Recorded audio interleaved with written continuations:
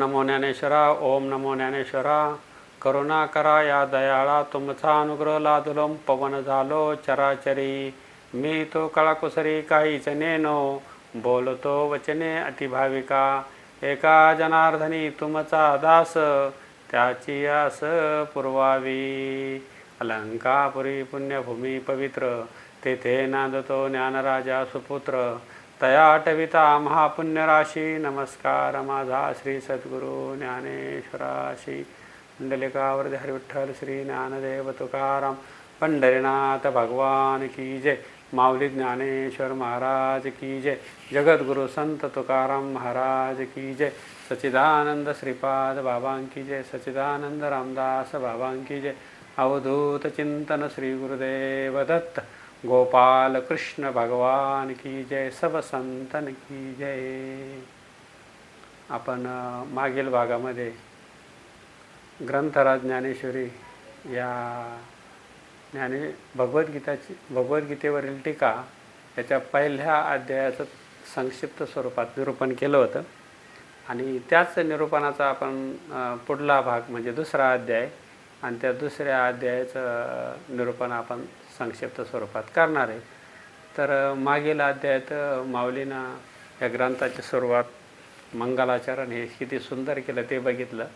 मागील अध्यायाची जी पार्श्वभूमी होती ती अर्जुनाला ही गीता सांगण्याचा उद्देश काय होता आणि ती परिस्थिती का निर्माण झाली.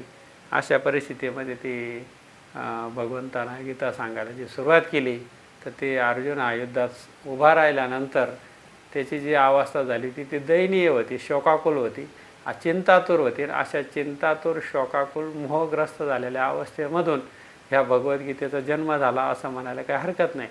आणि अशा ह्या अर्जुनाच्या प्रश्नाचे उत्तर भगवान श्रीकृष्णाने कसे योग्य रीतीने आणि कशा ह्या 18 भागामध्ये 18 अध्याय करून कसं जीवाच्या कल्याणाकरता सांगितलेलं आहे. तर त्याचं हा निरूपण आपण थोडक्यात बघू. तर पहिला अध्याय हा अर्जुन विषाद योग आहेत. त्याला अर्जुनाला विषाद झाला होता आणि त्याचं सुरुवात त्या अध्यायामध्ये झाली. आणि दुसरा अध्याय हा सांख्ययोग आहे, सांख्यशास्त्र आहे. सांख्यशास्त्र म्हणजे कसं आहे का त्याच्यामध्ये आत्मा, प्रकृती आणि परमात्म्याचे ज्ञान असं जे सांगितलेलं आहे. तर त्या आत्मा आणि प्रकृतीमधील जे अंतर आहे ते कशा पद्धतीने आहेत. आत्मा हा अमर आहे, प्रकृती नाशवान आहेत, ते रजोगुण, तमोगुण, सत्वगुणांना बनलेली आहेत आणि ती परिवर्तनशील आहेत.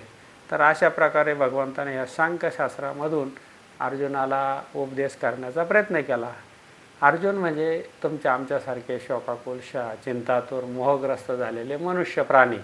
या जगात जन्माला आलेले जे मनुष्य प्राणी आहेत की ज्याला बुद्धी आहे आणि त्या बुद्धीचा तो सतसत विवेक बुद्धीने विचार करू शकतो, अशा जीवासाठी भगवंतानं अर्जुनाचं निमित्त केलं आणि ह्या अर्जुनाला झालेल्या प्रश्नाचे उत्तर दिले.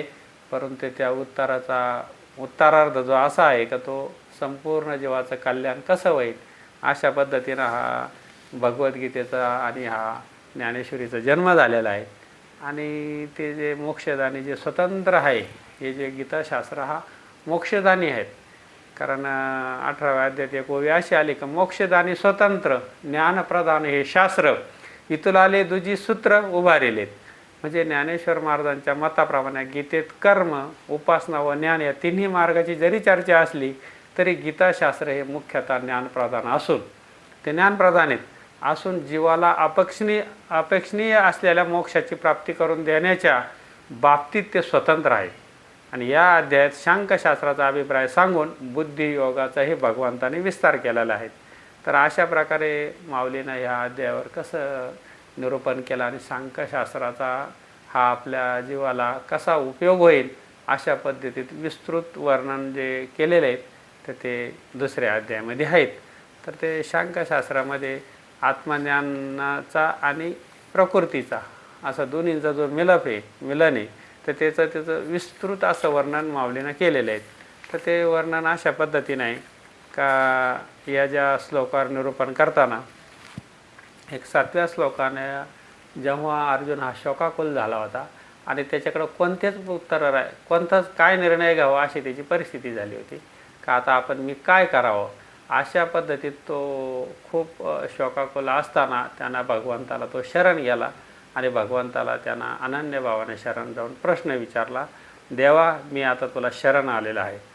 तूच गुरु बंधू पिता, तू आमची इष्टदेवता, तूच सदा रक्षिता, आपदी अमुते, जैसा शिष्या ते गुरु, सर्वता नेणे अव्यरू, की सरिता ते सागरू त्याजी केवी, ना तरी अपत्या ते माय, सांडून जरी जाय तरी ते कैसुरे जी ऐक कृष्णे, तैसा सर्वापरी आम्हाशी, देवा तूच एक आहाशी, आणि बोलिले जरी न मानशी, मागील माझे तरी उचित काय आम्हा, जे व्याभिचरीने धर्मा, ते झडकरी पुरुषोत्तमा सांगे आता.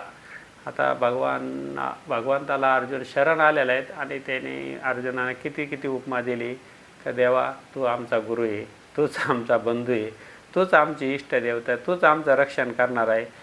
जसं गुरुला शिष्य शरण आल्यानंतर त्या शिष्यासाठी गुरु हा सर्वतोपरी असतो. जसं नदी जशी समुद्राला मिळाल्यानंतर जसं समुद्र हा समुद्रमय होऊन जाते, तसं देवा तू आमच्यासाठी आहे.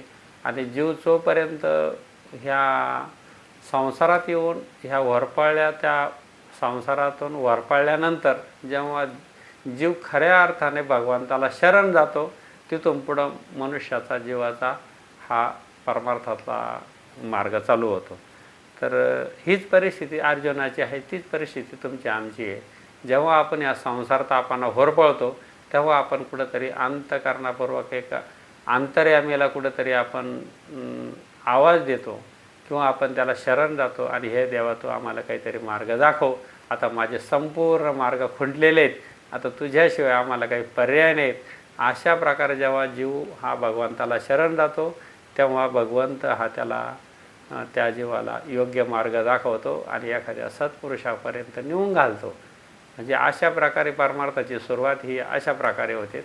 कोणाला कधी होईल, कोणाला कशी होईल, कोणाला कधी त्याची विरक्ती येईल हे सांगता येत नाहीत. परंतु ह्या संसारात आल्यानंतर एखादी जेव्हा अडचण, विपत्ती, आपत्ती काही गोष्टी जर मोठ्या प्रमाणात आली त्याला कोणताच मार्ग राहिला नाही आणि जो खऱ्या अर्थाने भगवंताला अंतःकरणपूर्वक शरण गेला तर ह्याच जन्मामध्ये मनुष्य कृत्य होतो आणि त्याला योग्य असा कर्मयोग, ज्ञानयोग, आत्मज्ञानाचा मार्ग हा भेटतो.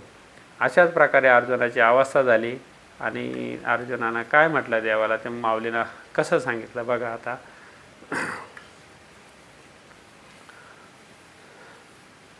आम्हाला काय करणे उचित आहे यावेळी विचार करून पाहिले तर सुचत नाही, कारण या मोहामुळे माझे चित्त व्याकुळ झाले आहेत.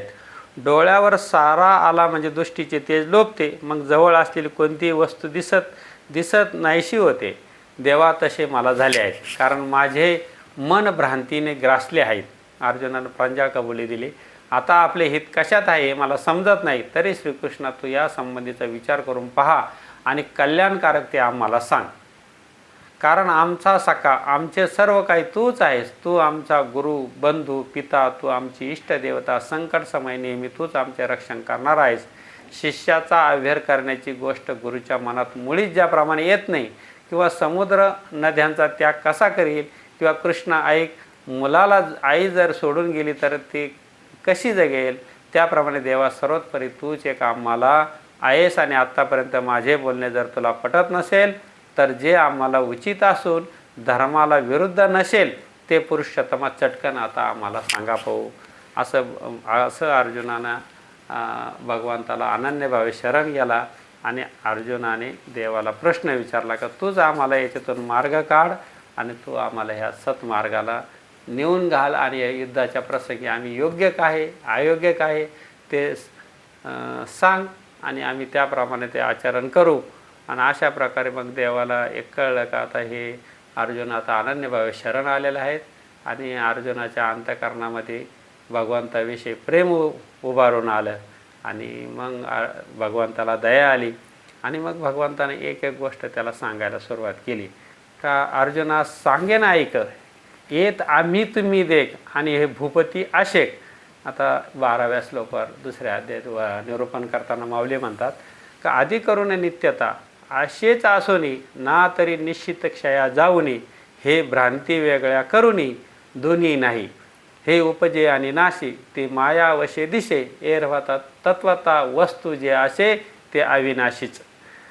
जैसे पवन तोय हलवले आणि तरंगाकार झाले तरी कवनके जन्मले म्हणे तेच वायूचे स्फुरण ठेले आणि उदक सहज सपाटले तरी आता काय निमाले विचारी पहा.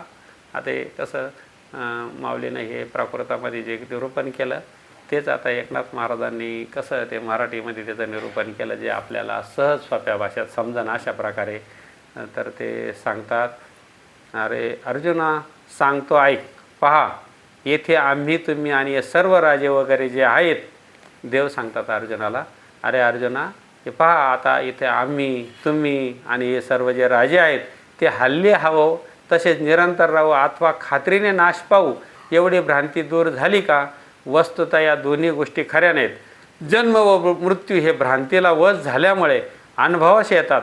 एरवी वास्तविक वस्तू आत्मा जी आहे ती अविनाशीच आहे. जसे वाऱ्याने पाणी हलवले त्यामुळे त्याला तरंगाचे रूप आले, तरी या ठिकाणी कोणाला व कुठे जन्म आला असं म्हणता येईल काय. पुढे तीच वायूची हालचाल बंद झाली आणि पाणी आपोआप स्थिर झाले, तर आता कशाचा नाश झाला. म्हणजे उपजे आणि नाशे नासले पुनर्पी दिशे हे घटिका यंत्र जैशन परिभ्रमेगा. किंवा ते मायावशे दिशे एरवी तत्वता वस्तू जे असे ते अविनाशीचे. म्हणजे त्या वस्तूविषयी भगवंत निरूपण करताना एक पाण्याचा जो तरंगाचा जो दृष्टांत देतात तो एवढा सुंदर आहे का जसं हवेमुळं जे तरंग निर्माण होतात आणि नंतर हवा शांत झाल्यानंतर तरंग तिथंच गायब होतात, तसं या प्रकारे इथं काय निर्माण झालं आणि काय गेलं. तर याचं तसं पाहायला गेलं तर काहीच निर्माण होत नाही, काहीच जात नाहीत, फक्त निमित्त मात्र हवेच आहेत. त्यामुळे त्याला तरंगाचे रूप आले, तर त्या ठिकाणी कोणाला व कुठे जन्म आला असं म्हणता येईल का. तरंगाला काय जन्म मृत्यू आहे का. अशा प्रकारे ती वायूची हालचाल बंद झाली आणि पाणी आपोआप स्थिर झाले, तर आता कशाचा नाश झाला, तर कशाचा नाशही झाला नाही आणि कशाचा जन्मही झाला नाहीत. अशा प्रकारे ह्या जगतामध्ये ब्रह्म सत्य आणि जगत मिथ्य अशा प्रकारे माऊलीनं याचं निरूपण किती सुंदर केलं. आणि अर्जुनाला ह्याच गोष्टी ज्ञानाने कसे समजून सांगतात. तर त्याच्या पुढे बी असंच 13व्या श्लोकामध्ये माऊली असं म्हणतात का ऐक शरीर तरी एक परी वैसा भेद अनिक हे प्रत्यक्षचे देख प्रमाणातू येत कमरत्व दिशे मग तारुण्य ते भ्रंशे आणि परी देहेची न नाशे एक सवे तैशी चैतन्याच्या ठाई शे शरीरांतरे होते जाती पाही ऐशे जाणतया नाही व्यामोह दुःख. जसं या चैतन्याच्या ठाया शरीरा येतात आणि जातात त्याप्रमाणे त्या शरीराला आणि व्यामोह दुःख कसलं दुःख आणि हे शोक कसला आला, तर त्याचं निरूपण करताना माऊली असं म्हणतात, आणखीन असे पहा की शरीर तर एकच आहे पण वयापरते त्यास अनेक दशा प्राप्त होतात. आणि हा प्रत्यक्ष पुरावा तू पहा. याच्या ठिकाणी पहिल्यांदा बालपण दिसते, मग तारुण्यात ते बालपण नाहीसे होते, पण शरीराचा एक अवस्थेबरोबर शरीराचा काही नाश होत नाहीत. शरीराच्या अवस्था चेंज होत जातात पण शरीरामध्ये काही बदल शरीराचा काही नाश होत नाहीत. त्याचप्रमाणे हे पहा चैतन्याच्या ठिकाणी निरनिराळे शरीरे येतात व जातात असे जो जाणतो त्याला भ्रांतीजन्य दुःख कधी होत नाही. त्या चैतन्याच्या ठिकाणी निरनिराळे शरीर येतात आणि त्याचा नाश पण होतो, येतात आणि जातात, परंतु चैतन्य मात्र जसं आहे तसंच असतं. आणि त्याला असं जो जाणतो खऱ्या अर्थानं म्हणजे पुढं ते आलेलंच आहे या उपाधी माझी गुप्त. पण माऊलीनं ह्या त्या 12व्या श्लोकावर सांगते उपजे आणि नाशी त्याच्यावर निरूपण करताना त्याचप्रमाणे ह्या चैतन्याच्या ठिकाणी निरनिराळे शरीर येतात व जातात असं जो जाणतो त्याला भ्रांतीजन्य दुःख कधी होत नाही, त्याला असे दुःख कधी होत नाही. आणि त्याच्यानंतर यालाच जोडून माऊलीनं पुढं एक हे केलं का असे न जाणण्याला इंद्रियाधीनता हेच एक कारण आहे. ती इंद्रिय अंतःकरणावर आपला पगडा बसवतात म्हणून त्याला भ्रम होतो. इंद्रियाविषयांचे सेवन करतात त्यामुळे सुखदुःख उत्पन्न होतात. आपल्या संसर्गाने अंतःकरण ग्रासून टाकतात. ज्या शब्दादी विषयांच्या ठिकाणी एकच स्थिती कधी नसते त्या विषयापासून कधी सुख तर कधी दुःख प्राप्त होते. पहा की निंदा आणि स्तुती ही शब्दांची व्याप्ती आहे. कर्णद्वाराने जसे निंदेचे किंवा स्तुतीचे शब्दाचे सेवन होईल तसे क्रोध किंवा लोभ अंतःकरणात उत्पन्न होतात. मृदू आणि कठीण स्पर्श या विषयाचे दोन प्रकार आहेत. ते त्वचाच्या संयोगाने संतोषला व दुःखाला कारण होतात. एकच त्वचा एकच, पण त्याला दोन गोष्टी होतात, मृदू आणि कठीण. पहा, भेसूर आणि सुरेख ही रूपे विषयाची दोन स्वरूपे आहेत. ती नेत्राद्वारे सुख दुःख उत्पन्न करतात. सुगंध व दुर्गंध हे गंध हे विषयाचे दोन भेद आहेत. ते नाकाच्या संयोगाने सुख आणि दुःख उत्पन्न करतात. त्याप्रमाणे कडू व गोड असा दोन प्रकारचा रस आवड व नावड उत्पन्न करतो. म्हणून या विषयाची संगती अधोगतीला नेणारी आहे. पहा, जेव्हा मनुष्य इंद्रियाच्या ताब्यात जातो तेव्हा त्याला शीतोष्णाचा अनुभव घ्यावा लागतो आणि मग तो स्वतः सुखदुःखाच्या तडाख्यात सापडतो. पहा, या इंद्रियांचा स्वभावच असा आहे की त्यांना या विषय वाचून दुसरे काहीच गोड वाटत नाही. हे विषय आहेत तरी कसे? मृगजल जसे आभासात्मक किंवा स्वप्नात पाहिलेला हत्ती जसा केवळ भासमय असतो तसे हे विषय क्षणभंगूर आहेत. पहा, याकरता धनुर्धारा तू त्याचा त्याग कर आणि त्याच्या नादीमुळेच लागूच नको. म्हणजे जे अर्जुनाला जी भ्रांत झाली होती, हे माझं आहे आणि मी त्यांचं आहे, असं मी आणि माझं हे ज्या विषयामध्ये अर्जुन अडकला होता, हे माझे गुरुजन आहेत, हे माझे वडीलधारे आहेत, हे माझे सगळे सोयरे आप्तेष्ट, अशा ज्या अर्जुनाला जी त्यांच्याबद्दल युद्धामध्ये उभं राहिल्यानंतर त्यांच्याबद्दल जो प्रेम निर्माण झालं होतं, ते प्रेम कसं आभासाचं आहे त्याच्यावर निरूपण करताना भगवंत काय काय सांगतात. तर आता आपण जी ओवी घेतली ती पुढं आलीच आहे 16व्या श्लोकावर, का या शरीराचा आणि ह्या चैतन्याचा आपला संबंध कसा आहे हे माऊलीनं कसं सुंदर असं निरूपण केलं.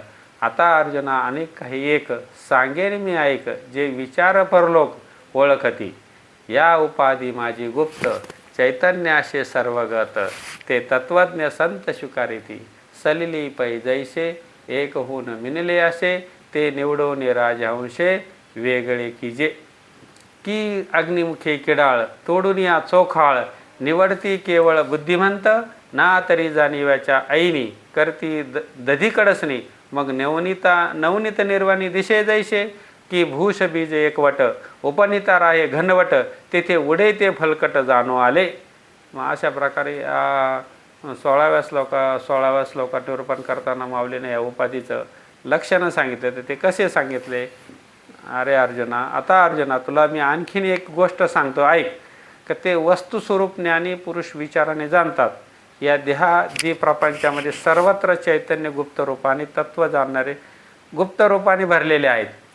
तत्व जाणणारे संत ते ओळखून त्याचे ग्रहण करतात. हे जे तत्व आहे काही एकामध्ये एक उपाधी वेगळी आणि त्याच्यामध्ये चैतन्य भरलेलं गुप्त रूपाने भरलेलं आहे, असं हे दोघांचं जे एकत्रीकरण झालेलं आहे. तर ते पृथक्करण करणारे संत असतात, जाणकार असतात, सद्गुरू असतात. तर तत्व जाणणारे संत ते ओळखून त्याचे ग्रहण करतात. दूध पाण्याशी एकरूप होऊन त्यात अगदी मिळून गेले असते, पण राजहंस ज्याप्रमाणे ते दूध आणि पाणी हे वेगळं करतो त्याप्रमाणे, अथवा चतुर लोक अग्नीच्या साह्याने हिनकस धातू काढून टाकून केवळ शुद्ध सोने ज्याप्रमाणे निवडून काढतात, अथवा बुद्धी चातुर्याने दही घुसळले असतात त्याप्रमाणे शेवटी लोणी दृष्टीस पडते. किंवा एकत्र झालेले भूस व धान्य उपनले असता धान्य जागेवर राहते व उडून गेलेले ते फोलकट असे ज्याप्रमाणे समजून येते, त्याप्रमाणे विचार केला असता ज्याचा निराश होतो, जो मिथ्या ठरतो, असा प्रपंच देहादी उपाधी ज्ञानी पुरुषाकडून सहजच टाकला जातो व ज्ञानी पुरुषाला खरोखर एक तत्व ब्रह्म मात्र उरते. म्हणून ज्यांनी दोहामधील उपाधी व चैतन्य यामधील सार ओळखले, त्यांचा शरीरादी अशाश्वत वस्तूच्या ठिकाणी त्या नित्य आहेत असा निश्चय, त्यांच्या शरीरादी अशाश्वत वस्तूच्या ठिकाणी त्या नित्य आहेत असा निश्चय नसतो. पण ज्याने एकदा सार ओळखलं तर त्यांना अशाश्वत वस्तूच्या ठिकाणी त्या नित्य आहेत, म्हणजे अशाश्वत वस्तू म्हणजे देहादी प्रपंच जे आहेत, विषय भोग हे सगळे हे शाश्वत नाही असा त्यांना अनुभव येतो. आणि मग ते अश्वासाताच्या ठिकाणी शाश्वत आहे हे असं ते कधी निश्चय करून घेत नाहीत, कारण ते त्यांचं पृथक्करण करतात. जड काय, चेतन काय, चैतन्य काय, उपाधी काय, अशा प्रकारे त्यांचं जे पृथक्करण करून संत मंडळी सद्गुरू मंडळी हे त्याचं पृथक्करण करतात आणि त्याची स्वतः त्याचा अंगीकार करून घेतात आणि त्याप्रमाणे ते ह्या विश्वाकडे बघतात. अशा प्रकारे अर्जुनाला ते भगवान सांगतात का तू या देहाचा अभिमान धरून या शरीराकडे दृष्टी देऊन मी अर्जुन मारणारा आणि हे कौरव मारणारे असे म्हणत आहेस, तरी अर्जुना तुला खरे तत्व समजत नाही. जर तत्वाचा विचार करून पाहशील तर तू मारणारा नाहीस आणि मारले जातील असेही नाही. म्हणजे जर तत्वज्ञानाच्या दृष्टीने विचार जर केला तर उपाधी जड आहे, ती काय मारण्यासारखी नाही, ती अमरही नाहीत. त्याच्यामुळं तिला मारलं काय आणि ती नाही मारलं काय, तर हे सारखंच आहे आणि त्याच्यासाठी कोणी काही त्याला कारक नाहीत. तर ती योग्य वेळ आल्यानंतर उपाधी ही सोडली जाते आणि चैतन्य हे अमर आहेत. आत्मा हा शाश्वत आहे, हा तसाच आहे. हा कशांना मारला जात नाही, तो कशांना कापला जात नाही, तो कशांना सुकला जात नाही, तो कशांना ओलावत नाहीत. अशा प्रकारे ह्या दोन्हींचं जे संमिश्र आहे, हे संमिश्र ह्या उपाधीनं धारण केलेलं आहे, परंतु त्याच्यामध्ये दोन्ही वेगवेगळे आहेत. एक शाश्वत आहे आणि एक अशाश्वत आहेत.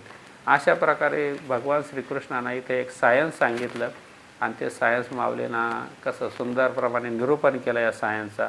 आणि ह्या सायन्सच्या विज्ञानाच्या माध्यमातून आपणही या मार्गाने जर पदक्रमण केलं आणि आपल्यालाही जर असे शाश्वत संत भेटले तर त्याचं पृथक्करण करता येतं. कारण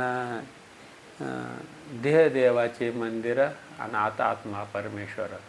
मंदिर हे कशाचं असं दगड मातीचं, ते एक ना एक दिवस त्याचं आयुष्य संपल्यानंतर मंदिर पडू शकतं. पण आज जो आत्मा नावाचा परमेश्वर आहे तो मात्र शाश्वत आहे.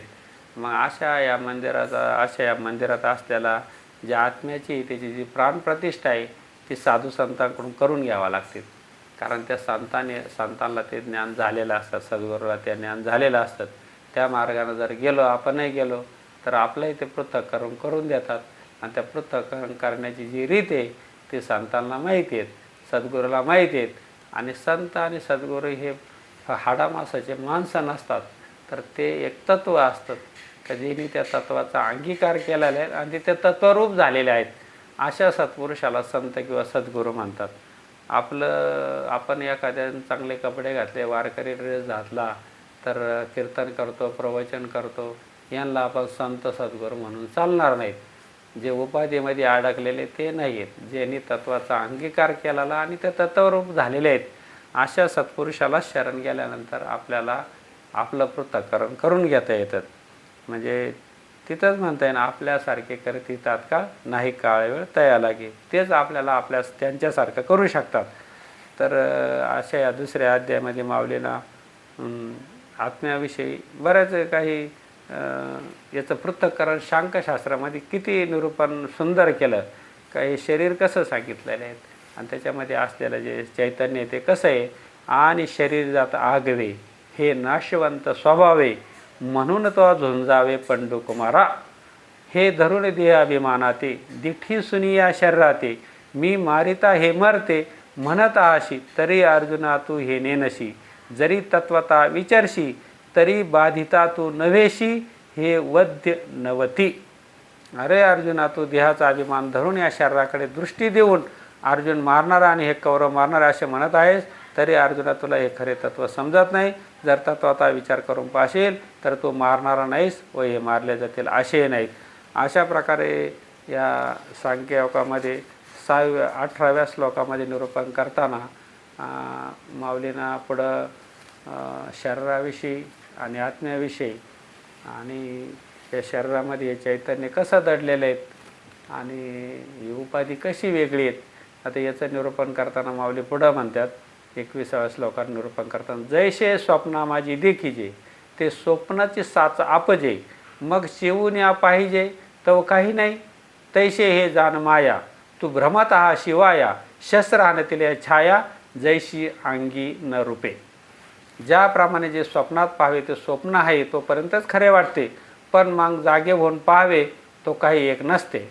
त्याप्रमाणे स्वप्न हे फक्त स्वप्नातच खरं वाटतं, जागा झाला की ते खोटं आहे. त्याप्रमाणे ही केवळ माया आहे असं समज. तू व्यर्थ हिच्या भ्रमात पडला आहे. ज्याप्रमाणे मनुष्याच्या सावलीला शस्त्राने मारल्यास त्याच्या अंगाला घाव लागत नाहीत, किंवा भरलेला घडा पालथा झाला म्हणजे त्यातील सूर्याचे प्रतिबिंब नाहीसे झालेले दिसते, परंतु त्या प्रतिबिंबाबरोबर सूर्याचा नाश झालेला नसतो. किंवा ज्याप्रमाणे आकाश हे मठाच्या आकाराचे झालेले दिसते, पण तो मठ फोडल्यावर ते आकाश सहजच आपल्या मूळ रूपाने राहते, त्याप्रमाणे शरीराचा नाश झाला तरी प्राण्याचा मूळ स्वरूपाचा मुळीच नाश होत नाही. म्हणून बाबा अर्जुना, तू स्वरूपाच्या ठिकाणी नाशाच्या भ्रांतीचा आरोप करू नकोस. अर्जुना, तुझं जे स्वरूप आहे ते आत्मप्रकाश आहेत. तू या आकाशा एवढा ब्रह्मस्वरूप आहेत आणि तू या उपाधीच्या नादी लागू नको. अशा प्रकारे ह्या स्वप्नामधील पाहिलेल्या धनासारखी ही गोष्ट आहे. जसं स्वप्नात खरं वाटतं आणि जागा झाल्यानंतर ते खोटं वाटतं, तशा प्रकारे तू ह्या स्वरूपाच्या ठिकाणी नाशाच्या भ्रांतीचा आरोप करू नको. तुझं जे स्वरूप आहे ते ईश्वर आहे. तू मूळ ईश्वर आहे आणि फक्त उपाधी धारण केल्यामुळं तू मी अर्जुन आहे असं तुला वाटतं आणि मी मारणार आहे आणि कोणीतरी मारणार आहे असा तुझा व्यर्थ भ्रम झाला आहे. अशा प्रकारे या 24 श्लोकावर माऊलीनं निरूपण केलेले आहेत. हा अनादि नित्य सिद्धू निरुपादी विशद्धू म्हणून शस्त्रादिकू छेदू न घडे या. हा अनादि नित्य सिद्धू निरुपादी विशद्धू म्हणून शस्त्रादिकी छेदू न घडे या. 45 जे ओवी आहे तर त्याच्यात असं सांगितलं का ज्याप्रमाणे जुने वस्त्र टाकावे मग नवीन नेसावे, त्याप्रमाणे हा आत्मा एक देह टाकून दुसरा स्वीकारतो. हा आत्मा अनादि नित्यसिद्ध शाश्वत असणारा उपाधिरहित व अत्यंत शुद्ध असा आहे. म्हणून याचा शास्त्राधिकांच्या योगाने घात होत नाही. म्हणजे आत्मा अशा प्रकारे तो अनादि आहे, तो नित्यसिद्ध आहे, तो कोणत्या शास्त्राने घापला जात नाहीत, त्याचा नाश होत नाहीत, तो जसा आहे तसाच आहे. त्याला कोणते विशेषण लागत नाही, तो शब्दामध्ये बांधला जात नाहीत आणि त्याला कोणती उपाधी लागत नाहीत आणि त्याच्याशी शब्दही पुरे पडत नाहीत, कारण तो हे शब्दाचा जन्म होण्यापूर्वीच तो ह्या ब्रह्मांडामध्ये व्याप्त आहेत. तर अशा प्रकारे आत्म्याचा जो उल्लेख केलेला आहे का तो असा आहे. हा आत्मा अव्यक्त अचिंत व अविकारी असल्याचे म्हटले आहे. म्हणून याला या प्रकारे जाणल्यावर तुला शोक करणे योग्य नाही. जर तू ज्ञान योगाने जर हा आत्मा असा नित्यसिद्ध आहे, नित्य आहे आणि असा आहे असं जर तुझ्या एकदा ध्यानात आलं तर तुला हा शोक करण्याचं काही कारण नाही. अशा प्रकारे भगवान श्रीकृष्ण खूप उदाहरण देऊन अर्जुनाला किंवा आपल्याला हे समजून सांगतात. हा आत्मा प्रलय काळाच्या पाण्याने बुडत नाही व अग्नीनं जळणे संभवत नाही. येथे वायूच्या महाशोषण शक्तीचा प्रभाव चालत नाहीत. इथं कशाचाच प्रभाव चालत नाही. त्याच्यापुढं संपूर्ण ब्रह्मांडाचा पार विलय झाला, ब्रह्मांडात प्रलय काळ झाला, त्याचा अस्त झाला, उदय झाला, वर्तमान झाला, याला कोणता काळ लागू पडत नाहीत. असं त्याच्या पलीकडं असलेलं जे चैतन्य आहेत ते आहे, जे आहे तो आत्मा आहेत. अर्जुन हा नित्य स्थिर शाश्वत असून सर्व ठिकाणी नेहमी भरलेला असो. सर्व ठिकाणी भरलेला तो नाही असं कुठं नाही. अर्जुन हा तर्काच्या दृष्टीला दिसणारा नाहीत. हा कोणता तर्क याच्या पुढं चालत नाहीत. तर्कू आयनी निघे म्हणजे तर्कू मात्र मागं फिरतो. ध्यान तर याच्या भेटीसाठी उत्कंठ झालेले असते. अर्जुन हा तर्काच्या दृष्टीला ध्यान तर याच्या भेटीसाठी उत्कंठित झालेले असते. हा मनाला नेहमी दुर्लभ आहे व साधनाला प्राप्त न होणार आहे. या मनाच्या मार्गाने जर गेलं तर तो त्याला अत्यंत दुर्लभ आहे आणि साधनाला प्राप्त न होणार आहेत. कोणत्या साधनानं तो प्राप्त झाला असं म्हणता येणार नाही, न होणारा आहे. अर्जुन हा पुरुषोत्तम अनंत आहेत. हा सत्वादी 3 गुणाने रहित आकारांच्या पलीकडचा अनादी विकार न पावणारा व सर्वव्यापी आहे. अर्जुना असा हा हे लक्षात घे. हा सकारात्मक आहे हे ओळख, मग तुझा हा सगळा शोक आपोआप नाहीसा होईल. म्हणजे अर्जुनाला जो शोक झालेला आहे, आपण ज्या मोहामध्ये अडकलेलो आहोत, आपल्याला जे दुःख वाटतं शरीराचं, उपाधीचं, प्रपंचाचं, दिवस रात्र आपण जी चिंता करतो ती चिंता कशी व्यर्थ आहेत आणि ह्या जगात सत्य काय आहे, शाश्वत काय आहे, हे भगवंताने या सांख्ययोगामधून आपल्याला माऊलीनं त्या भगवंताच्या श्लोकावर निरूपण केलं. आणि ती निरूपण एवढं सुंदर आहे की याच्यात कोणती शंका कुशंका राहण्यासारखं काहीच कारण नाहीत. अशा प्रकारे आता या 25व्या श्लोकावर आणि 26व्या श्लोकावर माऊलीनं निरूपण केलेलं आहे.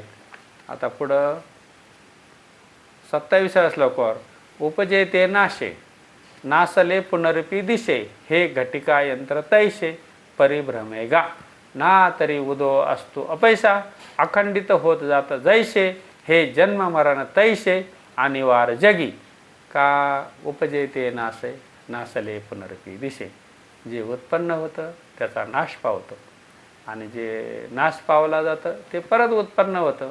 हे एक घटिका यंत्र आहे, म्हणजे एक यंत्रासारखं याला रूप आलेलं आहेत. कारण जे नाश पावतं आणि उपजतं त्याला ते काही शाश्वत नाहीत. जे उत्पन्न होतं ते नाश पावतं व नाश पावलेलं पुन्हा दिसतं. अर्जुना रहाड गाडग्यासारखा असा क्रम अखंड चालतो. अथवा उदय आणि अस्त हे आपोआप ज्याप्रमाणे निरंतर होत जात असतात त्याप्रमाणे जन्म मृत्यू हे जगत चुकावता येणार नाहीत. महाप्रलयाच्या वेळी या त्रैलोक्याचा संहार होतो म्हणून हा उत्पत्ती नाश टळत नाही.